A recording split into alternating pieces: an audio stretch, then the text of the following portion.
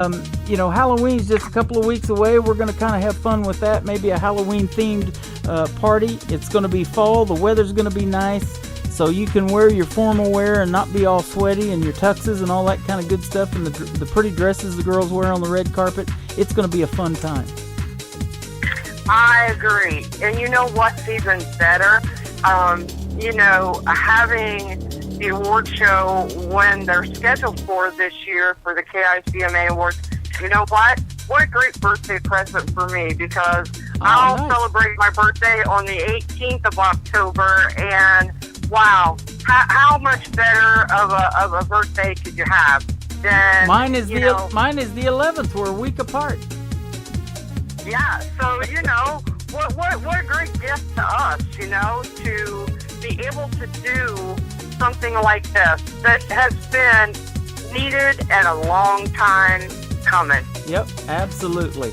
And when I mentioned we're looking at a couple of venues, I'll just tell you the story on that. Kevin's looking at one that will seat about 750 people and one that will seat about 450 people, and I'm sure he's a little torn between the two. And the one thing is that we learned from doing the first one that we did about 3 years ago is we had a venue to seat 200 people. We packed about 220 in there, and it was pretty crowded. But when you can't sell any more tickets and you got to tell people the show is sold out, and we're done, we can't get any more in there, that's what hurts, man. I want to see us be able to not only pack the house, but I want to see us have plenty of room where everybody can move around comfortably and have a good time. Yes, I agree. Those are a couple of things we're still looking at. What can you say? How exciting. We just came back from the Nashville Universe Awards in May, and we know how much of a great time that is. Yep. And, the Josie Awards are coming up very soon, and, and then the CMAs and all of that other stuff. Let's get them out of the way, and then we are going to kick some award behind right here, with KW Hit Country and Indie Country Radio.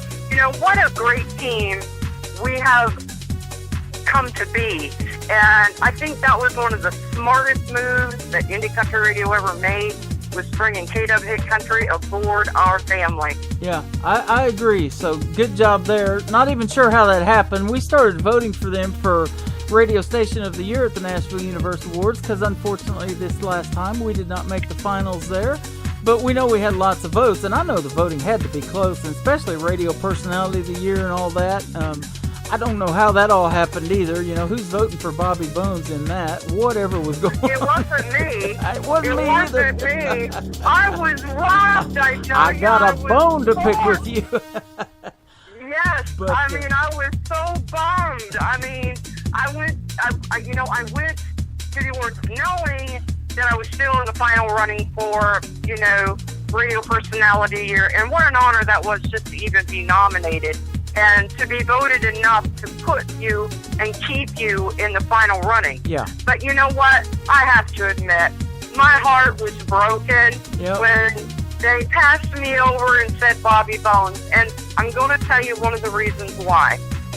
I believe that the Nashville Universe Awards are supposed to be geared towards the indies and those who support them. Yeah. However, Bobby Bones is not indie. He is mainstream. So I believe in my heart that if you are associated with mainstream in any way, shape, or form, automatically that should disqualify you. Yep. Let them stay with the CMAs and the awards for the big guys. Well, and that's what the Nashville Universe Awards was about, and that's why we got associated with it in the first place, is because of what they do for the independent artists, not the big names. And they put out there that Garth Brooks and all those names couldn't be in there for voting for, male vocalist of the year and all those other different categories. So what happened there with Bobby Bones, I don't understand, but it'll all work out. We'll check them out next year and we'll see what happens there. But it was still a fun time. Had a blast. We got to meet Carissa Kay. We got to meet all kinds of people. Tiffany Ashton was back in the corner sitting by the bar right by our table, just kind of hanging out. Oh, she's beautiful. and looked gorgeous in that dress. And then right after we took our picture together with her, me and her, she gets called for Rising Star, and that was just phenomenal. And she definitely is that, and all the others that won too. 2 Steel Girls won Entertainer of the Year again. Darren Morris Vocal Group of the Year. We love us some Darren Morris. We've known each other for ever since he got started. We were the first radio station to play his music, so that's just an honor for us, just to be able to see those folks again and meet the new ones. Well, you're right. It was absolutely wonderful getting to meet the artists that we support that we had not yet gotten to meet, like Carissa Kay. We got to meet Miss Maggie Thompson. What an honor that was. We've been playing Miss Maggie since day one. We were the first radio station to ever air her music. The same way with Miss Corey Spires. What a lovely young lady, very talented, and just so sweet and down to earth. And we were the first station to ever spin her music as well. We got to meet Eric Flores, Indie Country Radio again, the first station to ever play or air his music, and Adam Knowlton, the very first station to ever play and support his music. There were so many. Jennifer Malott. I mean, oh my goodness. And Jesse Lynn. The list goes on and on and on. Yep. And if we could meet all of these great artists again, oh my goodness, what a fun time and a party that will be. Yeah. Let me tell you what kind of company you guys are in, folks, for you that don't realize this. We were one of the first radio stations back when we was with Music Road Radio, which was our first radio station doing internet radio. We were the first station to play Craig Campbell before he went mainstream. We have played High Valley, who you're hearing all over mainstream. Dylan Scott. If you haven't heard Dylan Scott's Making This Boy Go Crazy, that was the song that launched his career. It is still awesome. I need to put it in our library and just play it. Because Kevin played in the 70s, 80s, 90s, 2000s anyway, and a lot of the mainstream stuff.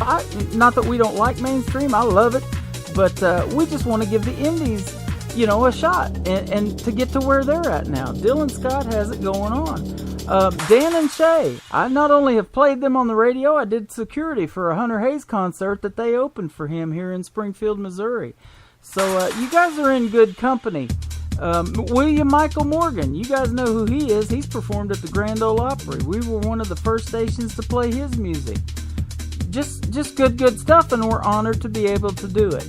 I had the privilege, and now we're Facebook friends, of interviewing Michael Peterson, who made it big in the 90s. Drink, Swear, Steal, and Lie. You remember that song? We have it here at Indie Country Radio. I might just have to play that this afternoon. And it's just a fun thing to know that you can look back and say, hey, I knew them way back when.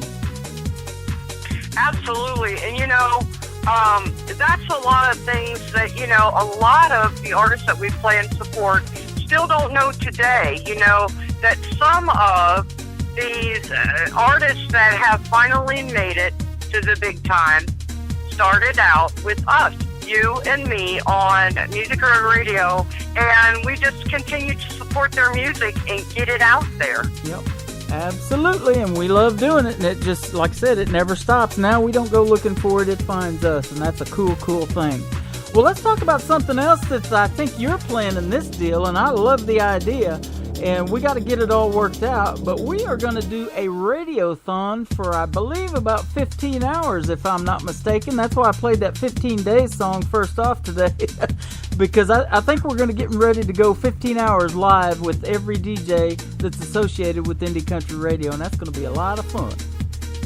Oh my goodness. Now, we don't have the date down yet. I've still got to get with all the DJs so that we can get a date set in stone that everybody can make sure that they're available for, and, don't have to get bogged down with maybe other plans or something like that. But that's true. We have 5 awesome, great DJs here at Indie Country Radio and at our disposal. That is myself, you, Rob Charles, Kevin Williams, and the songbird, Miss Lori Lynn.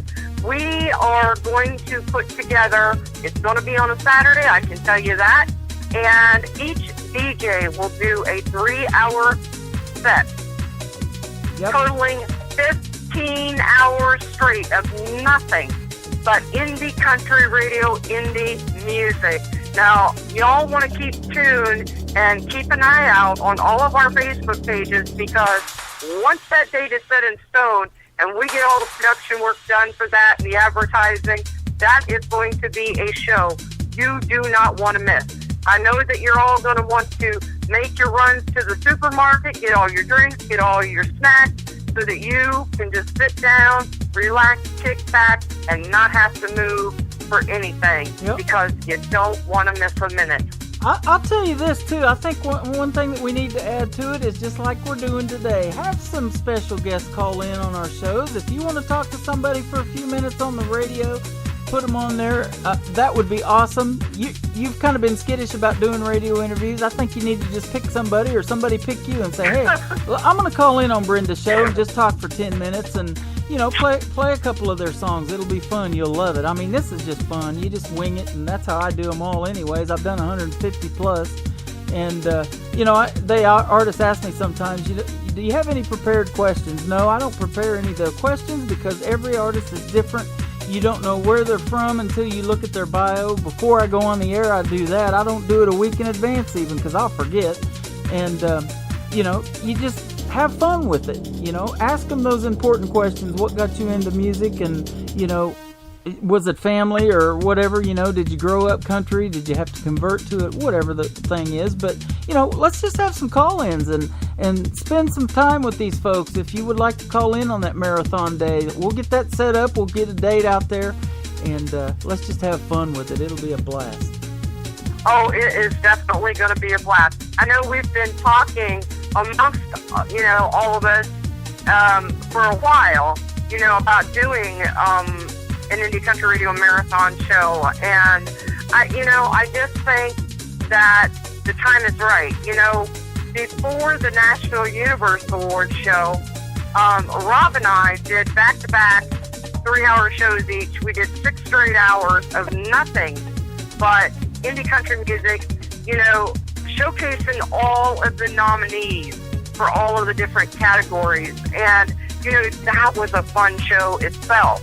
Yeah. And another fun thing that you and I are getting ready to do here in the next couple of weeks, which you all want to stay tuned and keep an eye out on our Facebook pages as well for it, is I, one day, am going to do not all of them, but as many as we can cram into a 3-hour show, all the women of indie country, and Tim is going to do the men of indie country.